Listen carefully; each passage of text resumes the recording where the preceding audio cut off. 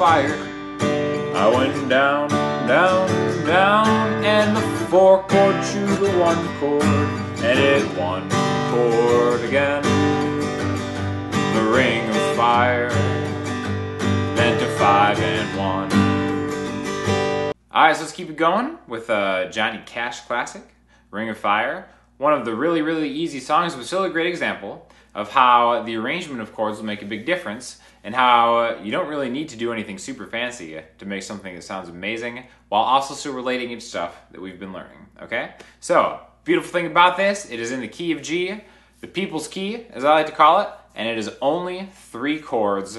Really, really easy, but really, really great to play. Those are always the best songs that are both easy and sound great, okay? So, G major. Remember the notes in G major. G, A, B, C, D, E, F sharp, and G.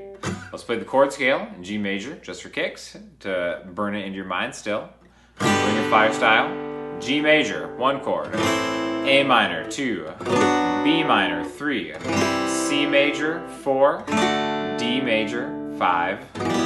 E minor, 6, okay? Now, we only need half those chords. We're just going to take all the major chords. Do you remember which ones are the major chords? Always the 1, 4, and 5. So, G, 1, 2, 3, 4, C, 5, D, okay? Now, tried and true, the first chord we start with is going to be the 1 chord, right? You can start home. Strumming pattern is really simple. Now we've got a down, down, down, up, down, up. That's not how we're going to talk about it though. 1, 2, 3, and 4. Okay? So, the first 2 beats of this bar, bars can be 4 counts. 1, 2.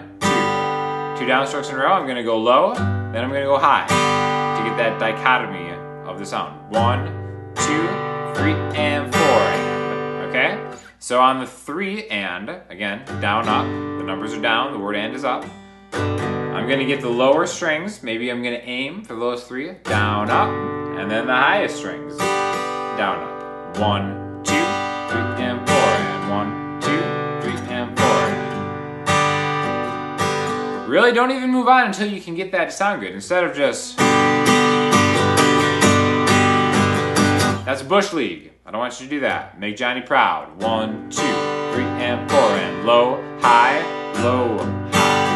1, 2, 3, and 4, and 1, 2, 3, and 4, and low is a burning thing.